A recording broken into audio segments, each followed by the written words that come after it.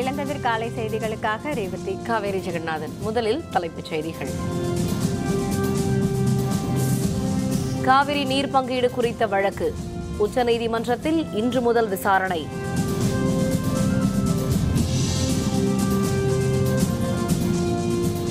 ஊழல் முறைகேட்டில் துணை முதல்வர் பதவி விலக வேண்டும். பீகார் ஆளும் கூட்டணி அரசில் நெருக்கடி. மாநில நெடுஞ்சாலைகளை ஊரக சாலைகளாக மாற்ற தடையில்லை. உச்சநீதிமன்றம் மறுப்பு. அரசு பேருந்து மோதி ஒருவர் பலி. பேருந்திற்கு தீ வைப்பு, தடியடியால் பதற்றம்.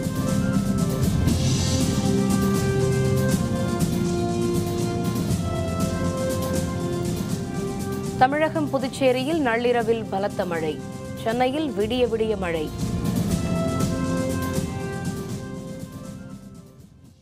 காவிரி நதிநீர் பங்கீடு தொடர்பாக காவிரி தீர்ப்பாயம் அளித்த தீர்ப்பிற்கு எதிரான வழக்கு இன்று முதல் தொடர்ந்து 15 நாட்களுக்கு உச்சநீதிமன்றத்தில் விசாரிக்கப்பட உள்ளது. காவிரி நீரை தமிழகம், கர்நாடகம், கேரளம், புதுச்சேரி உள்ளிட்ட மாநிலங்கள் பகிர்ந்து கொள்வது தொடர்பாக காவிரி தீர்ப்பாயம் 2007ஆம் ஆண்டு இறுதி தீர்ப்பு வழங்கியது.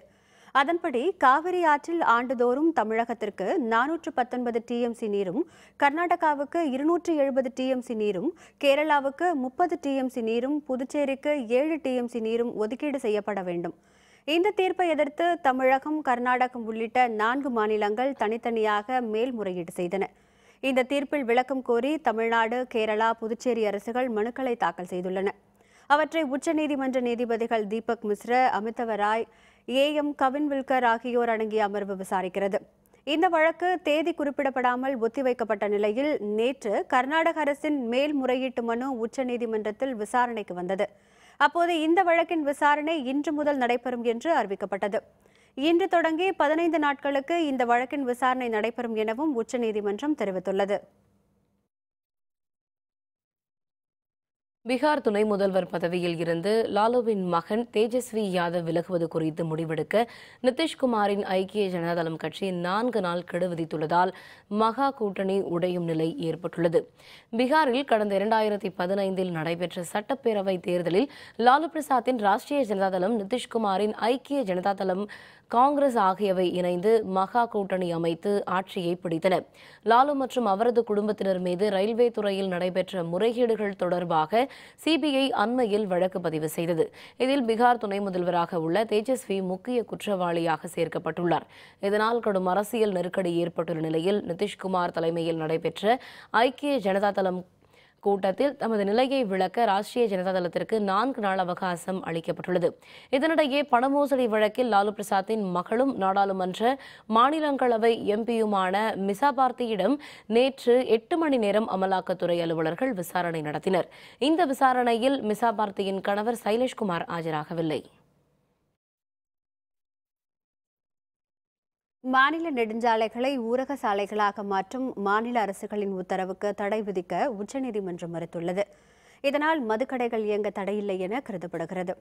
சாலை விபத்துகளால் மக்கள் பலியாவதை தடுக்கும் வகையில் தேசிய மற்றும் மாநில நெடுஞ்சாலைகளில் 500 மீட்டர் தொலைவுக்குள் மதுக்கடைகள் இயங்க தடை விதித்து உச்சநீதிமன்றம் தீர்ப்பளித்தது.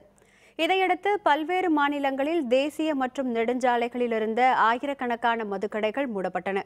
உச்சநீதிமன்ற உத்தரவை அடுத்து வருவாய் இழந்த பல மாநிலங்கள் நெடுஞ்சாலைகளின் பெயர்களை மாற்றும் முயற்சியில் ஈடுபட்டன.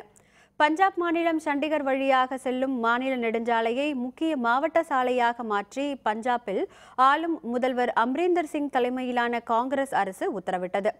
இதை எதிர்த்து பலர் உச்சநீதிமன்றத்தில் வழக்கு தொடர்ந்தனர். இந்த வழக்கை விசாரித்த தலைமை நீதிபதி JS கெஹர் தலைமையிலான உச்சநீதிமன்ற அமர்வு மதுக்கடைகளை அனுமதிக்கும் வகையில் மாநில நெடுஞ்சாலையை ஊரக சாலையாக மாற்றும் அரசின் உத்தரவில் தலையிட முடியாது என தெரிவித்துள்ளது.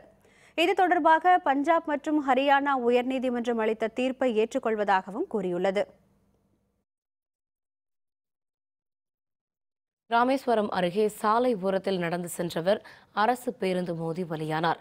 இதனால் ஆத்திரமடைந்த பொதுமக்கள் மற்றும் உறவினர்கள் பேருந்திற்கு தீ வைத்ததால் காவல்துறையினர் தடியடி நடத்தி கலைத்தனர். மதுரையில் இருந்து ராமேஸ்வரம் நோக்கி வந்த அரசு பேருந்து ஒன்று தங்கச்சிமடம் தேசிய நெடுஞ்சாலையில் சென்றபோது சாலை ஓரத்தில் நடந்து சென்ற மீனவர் ஜெகன் என்பவர் மீது மோதியதில் அவர் நேற்றிரவு பலியானார். விபத்தை ஏற்படுத்திய பேருந்து ஓட்டுநர் சண்முகசுந்தரம் என்பவர் பாம்பன் காவல் நிலையத்தில் சரணடைந்தார். விபத்திற்கு காரணமான ஓட்டுநரை கைது செய்ய வலியுறுத்தி ஜெகனின் உறவினர்களும் பொதுமக்களும் அங்கு சாலை மறியலில் ஈடுபட்டனர். அவர்கள் மதுரையில் இருந்து ராமேஸ்வரத்திற்கு சென்ற மற்றொரு அரசு பேருந்து மீது கற்களை வீசி ஓட்டுநரை தாக்கியதுடன் பேருந்திற்கும் தீ வைக்க முயன்றனர். இதனால் அங்கு பதற்றம் ஏற்பட்டது. இதையடுத்து அங்கு வந்த மாவட்ட காவல் கண்காணிப்பாளர் ஓம் பிரகாஷ் மீனால் தலைமையிலான காவல்துறையினர் மற்றும் அதிவிரைவு படையினர் சாலை மறியலில் ஈடுபட்டவர்கள் மீது தடியடி நடத்தி கலைத்தனர். இதனால் அங்கு 2 மணி நேரத்திற்கும் மேலாக போக்குவரத்து பாதிக்கப்பட்டது.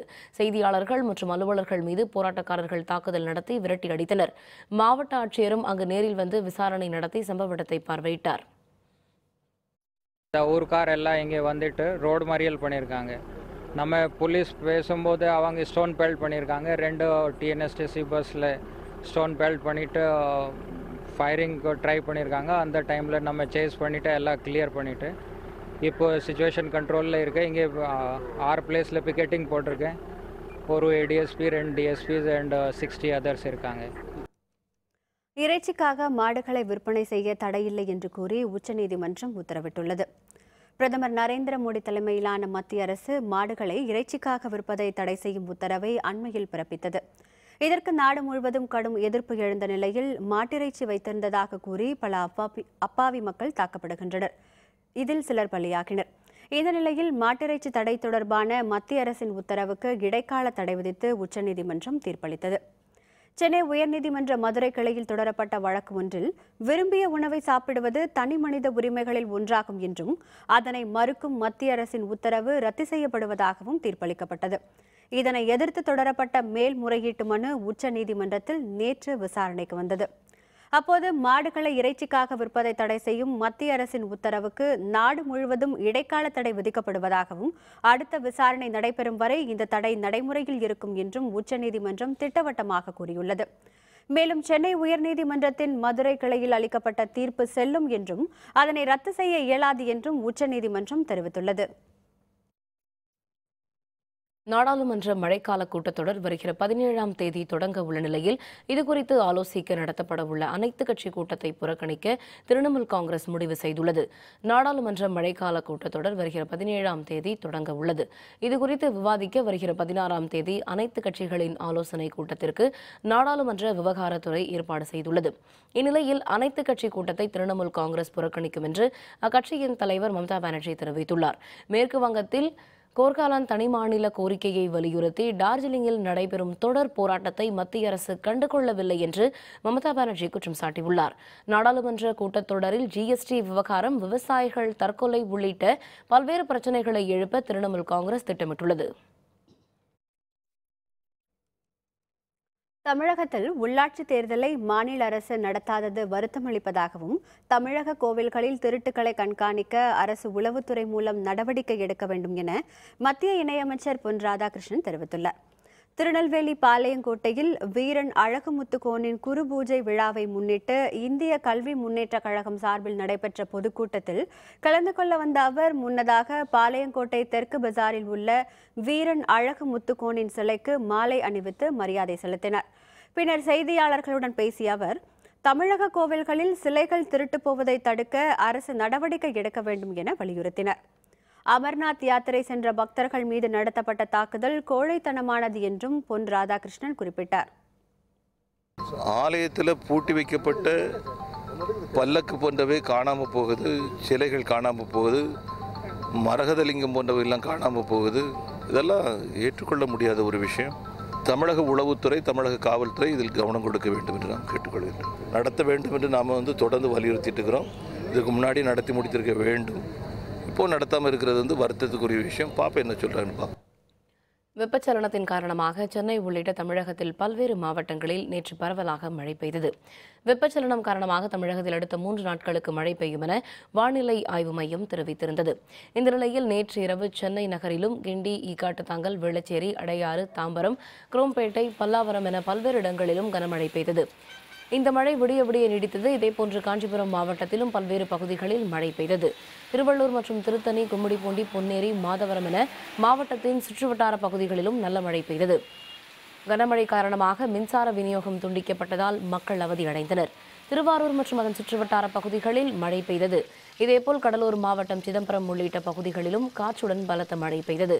வேலூர், காட்பாடி உள்ளிட்ட இடங்களில் கனமழை பெய்தது. வெப்பம் தணிந்து குளுமையான சூழல் நிலவியதால் விவசாயிகளும் பொதுமக்களும் மகிழ்ச்சியடைந்துள்ளனர். பெரம்பலூர் மாவட்டத்தின் பல்வேறு இடங்களில் பரவலாக 1 மணி நேரமாக நல்ல மழை பெய்ததால் வெப்பம் தணிந்தது. பெரம்பலூர் மாவட்டத்தை பொறுத்தவரை வெயிலின் தாக்கம் அதிகமாக இருந்து வந்த நிலையில் மாவட்டத்தில் வேப்பூர், ஓலைப்பாடி, பரவாய், கீழப்புலியூர், வாலிகண்டபுரம், குன்னம் மற்றும் அதன் சுற்றுவட்டார பகுதிகளில் நேற்றிரவு 1 மணி நேரத்திற்கும் அதிகமாக நல்ல மழை பெய்தது. மழை பெய்து வெப்பம் தணிந்ததால் மக்கள் மகிழ்ச்சி அடைந்தனர். இம்மழை மூலம் உழவு பணி தொடங்கி ஆடிப்பட்டத்திற்கு தயாராகி வரும் விவசாயிகளுக்கு மகிழ்ச்சி அளிப்பதாக உள்ளது. திருவண்ணாமலையில் நேற்றிரவு நல்ல மழை பெய்ததால் வெயிலின் தாக்கம் குறைந்து குளுமையான காற்று வீசியது.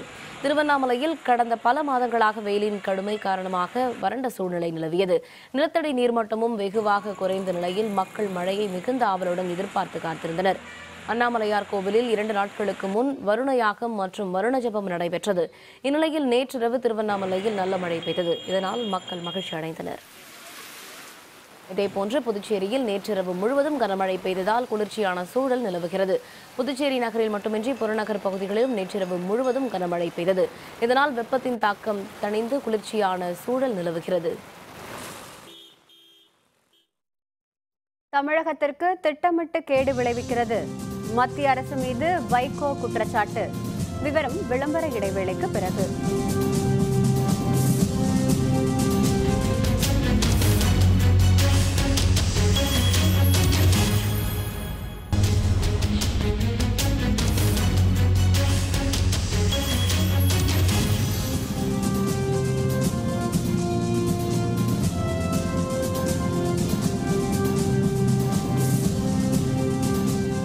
செய்திகள் தொடர்கின்றன. மத்திய அரசு திட்டமிட்டு தமிழகத்திற்கு கேடு விளைவிப்பதாகவும் எரிவாயுக்களை எடுப்பதால் நாட்டின் பொருளாதாரம் உயர்ந்தாலும் தமிழகம் அழிந்து போகும் என மதிமுக பொதுச்செயலர் வைகோ தெரிவித்துள்ளார். திருநெல்வேலி புதிய பேருந்து நிலையம் அருகே மதிமுகவின் மாநகர் மற்றும் புறநகர் மாவட்ட செயல் வீரர்கள் கூட்டம் நடைபெற்றது. இதில் கட்சியின் பொதுச் செயலர் வைகோ கலந்து கொண்டார். முன்னதாக செய்தியாளர்களுடன் பேசிய அவர், தமிழக அரசியலில் மோசமான காலகட்டம் இது என்றும் திராவிட இயக்கத்திற்கு சோதனையான காலம் எனவும் குறிப்பிட்டார்.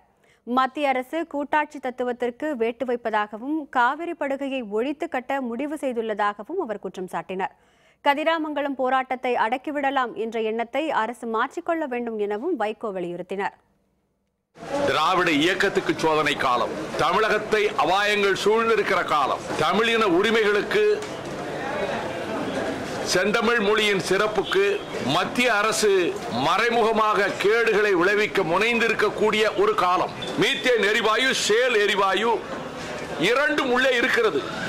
இது பல லட்சக்கணக்கான கோடிகளை இந்தியாவுக்கு பொருளாதாரத்திலே கொடுக்கும். அப்படியே ஒப்புக்கொள்கிறேன். இந்தியாவின் பொருளாதாரம் உயரும், நாங்கள் அழிந்து போவோம். ஈரோடு மாவட்டத்தில் அதிகரிக்கும் டெங்கு காய்ச்சலை கட்டுப்படுத்த வேண்டும் என்றும் முதல்வர் காப்பீட்டு திட்டத்தில் அனைவருக்கும் இலவச சிகிச்சை அளிக்க வேண்டும் என்றும் தமாக இளைஞர் பிரிவு தலைவர் யுவராஜ் வலியுறுத்தியுள்ளார். தமிழ் மாநில காங்கிரஸ் கட்சியின் இளைஞர் பிரிவின் சார்பில் டெங்கு காய்ச்சல் தடுப்பு நடவடிக்கை மற்றும் விழிப்புணர்வு பிரச்சாரம் ஈரோட்டில் நடைபெற்றது. ஈரோடு சாஸ்திரி நகர் பகுதியில் டெங்கு விழிப்புணர்வு துண்டு பிரசுரங்களை தமாக இளைஞர் பிரிவினர் விநியோகித்தனர். பின்னர் செய்தியாளர்களுடன் பேசிய தமாக இளைஞர் பிரிவு தலைவர் யுவராஜா, டெங்கு காய்ச்சல் காரணமாக ஈரோடு மாவட்டத்தில் பலர் பாதிக்கப்பட்டுள்ளதாக குறிப்பிட்டார். நோய் பாதிப்பால் இறப்பும் அதிகரித்துள்ளதால் நோயை கட்டுப்படுத்த போர்க்கால அடிப்படையில் மாவட்ட நிர்வாகமும் சுகாதாரத்துறையும் ஈடுபட வேண்டும் என்று அவர் கேட்டுக்கொண்டார். தமிழகத்தில் கொங்கு மண்டலம் கடந்த 3 மாத காலமாக ஆயிரக்கணக்கான டெங்கு காய்ச்சலால் பாதிக்கப்பட்டுள்ளார்கள். உடனடியாக மாவட்ட நிர்வாகம் டெங்கு காய்ச்சலை தடுப்பதற்கான நடவடிக்கைகளை மேற்கொள்ள வேண்டும் என்று நாங்கள் கேட்டுக்கொள்கின்றோம். டெங்கு காய்ச்சலால் பாதிக்கப்பட்டவர்களுக்கு தமிழக அரசு இலவச காப்பீட்டு திட்டத்திலேயே இலவசமாக மருத்துவமனை வசதி செய்து தர வேண்டும் என்று நாங்கள் அவர்களை கேட்டுக்கொள்கின்றோம். விழுப்புரம் அருகே டாஸ்மாக் கடையை மூட வலியுறுத்தி 250க்கும் அதிகமான பெண்கள் முற்றுகையிட்டு போராட்டத்தில் ஈடுபட்டனர். விழுப்புரம் மாவட்டம் கள்ளக்குறிச்சி அருகே உள்ள புக்ரவாரி கிராமத்தில் இயங்கி வரும் அரசு மதுபான கடைக்கு சுற்றுப்புறங்களில் உள்ள 13 கிராமங்களைச் சேர்ந்தவர்கள் வந்து மது அருந்தி வருகின்றனர். இதனால் அங்குள்ள பெண்கள், குழந்தைகள், பள்ளி, கல்லூரி மாணவிகள் பெரிதும் பாதிக்கப்படுகின்றனர்.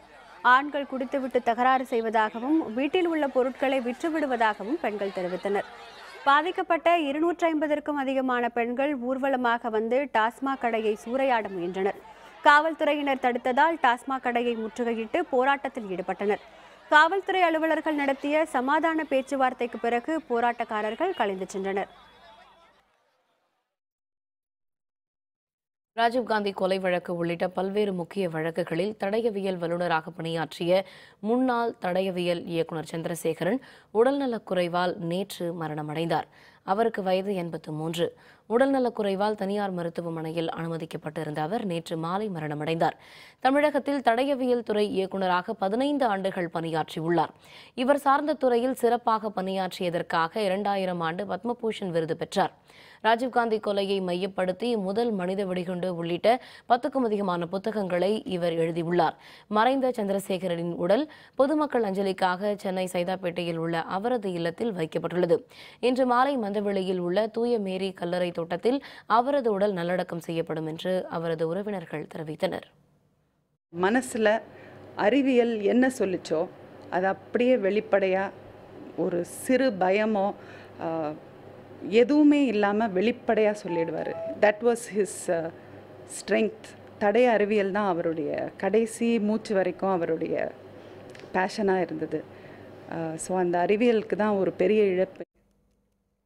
திருவண்ணாமலை அருள்மிகு அண்ணாமலையார் கோவிலுக்கு சொந்தமான 9 ஏக்கர் நிலத்தை ஆக்கிரமிப்பாளர்களிடமிருந்து மீட்கப்பட்டுள்ளது. திருவண்ணாமலை அருள்மிகு அண்ணாமலையார் கோவிலுக்கு சொந்தமாக அர்த்தசாம பூஜை நந்தவனம் ஈசான்ய மண்டபம் அருகில் உள்ளது. இந்த நந்தவனம் கடந்த பல ஆண்டுகளாக தனியார் வசம் ஆக்கிரமிப்பில் இருந்தது. இந்த ஆக்கிரமிப்பை அகற்றக் கோரி சென்னை உயர்நீதிமன்றத்தில் வழக்கு தொடரப்பட்டது. இந்த வழக்கை விசாரித்த உயர்நீதிமன்றம் ஆக்கிரமிப்பை அகற்றி நந்தவனத்தை மீட்டு இந்து அறநிலையத்துறையிடம் ஒப்படைக்க உத்தரவிட்டது. இதையடுத்து மாவட்ட வருவாய்த்துறையினரும் காவல்துறையினரும் புல்டோசர் மூலம் ஆக்கிரமிப்புகளை அகற்றினர். அப்போது தள்ளுமுள்ளு ஏற்பட்டது.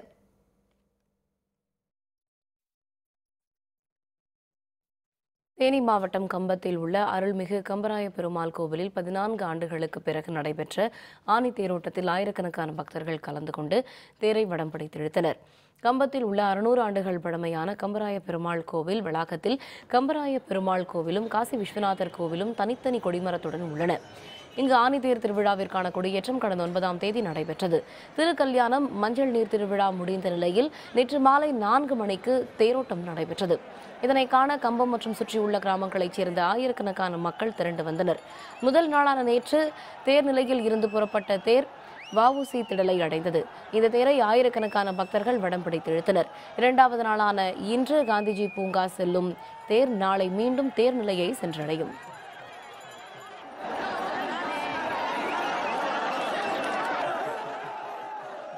இந்த கோயிலுடைய சிறப்பு வந்து சிவன் கோயிலும் பெருமாள் கோயிலும் ஒரே காம்பவுண்டில் இருக்குது. இது ஒரு தேனி மாவட்டத்தில் இது ஒரு சிறப்பு. 13 வருடங்கள் கழித்து நடக்குது.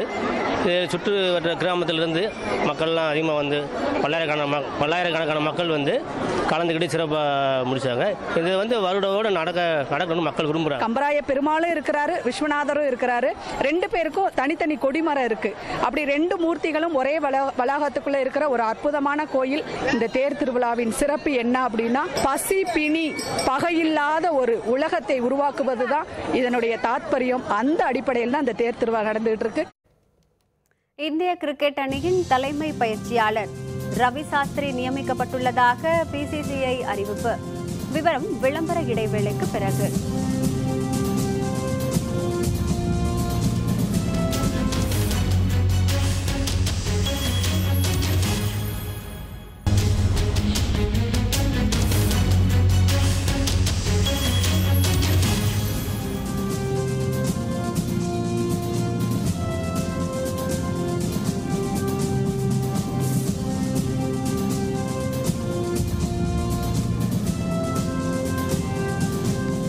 செய்திகள் தொடர்கின்றன. இனி அயலக செய்திகள்.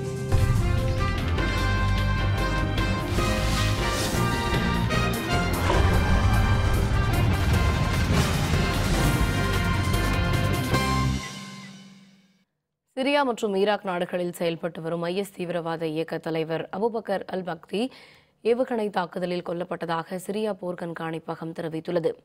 IS இயக்கத்தின் தலைவர் அபுபக்கர் அல் பக்தாதி சிரிய அரசு படையினருடனான சண்டையில் உயிரிழந்ததாக லண்டனை தலைமையிடமாக கொண்டுள்ள சிரிய போர் கண்காணிப்பகம் தெரிவித்துள்ளது. அரசு படையினர் நடத்திய வான் தாக்குதலில் அவர் கொல்லப்பட்டுள்ளதாகவும் அறிவிக்கப்பட்டுள்ளது. அல் பாக்தாதியின் மரணத்தை IS இயக்கத்தின் 2ஆம் நிலை கமாண்டர்கள் உறுதிப்படுத்தியுள்ளதாகவும் பன்னாட்டு ஊடகங்கள் தெரிவித்துள்ளன. ஈராக்கையும் சிரியாவின் ஒரு பகுதி மற்றும் துருக்கியின் ஒரு பகுதி ஆகியவற்றையும் இணைத்து தனி இஸ்லாமிய நாட்டை உருவாக்குவது IS தீவிரவாதிகளின் திட்டமாகும். 3 ஆண்டுகளுக்கு பின்னர் சிரியாவின் எல்லையோரம் உள்ள ஈராக்கின் மொசூல் நகரை கைப்பற்றினர். அவர்களிடமிருந்து இந்த நகரம் தற்பொழுது மீட்கப்பட்டுள்ளது.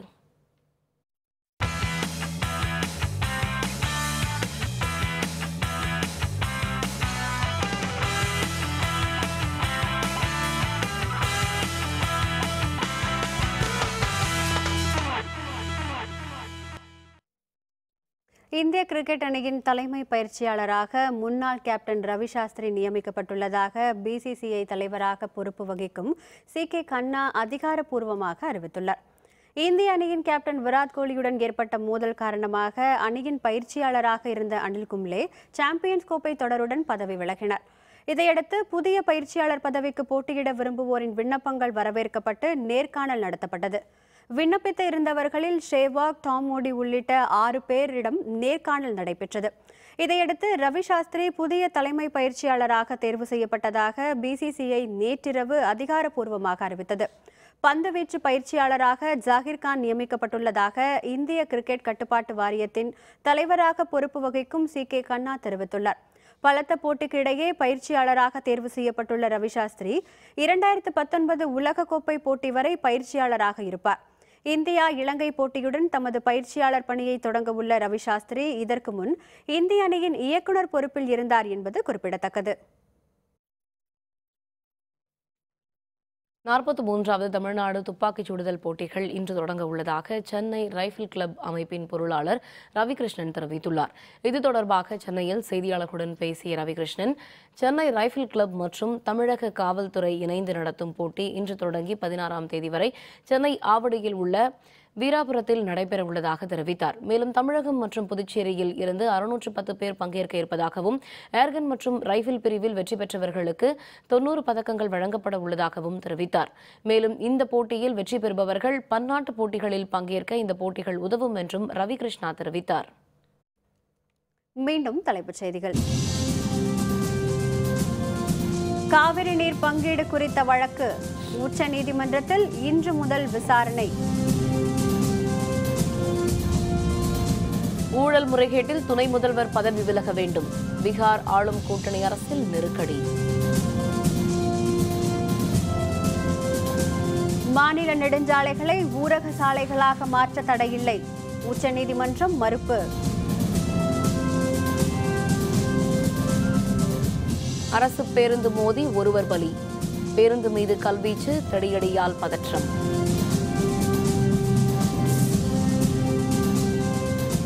தமிழகம் புதுச்சேரியில் நள்ளிரவில் பலத்த மழை. சென்னையில் விடிய விடிய மழை. இத்துடன் வேந்தரின் இளங்கதிர் காலை செய்திகள் நிறைவடைந்தன. மீண்டும் பகல் 1:30 மணிக்கு உச்சிவேளை பகல் செய்திகளில் சந்திப்போம். வணக்கம். வணக்கம்.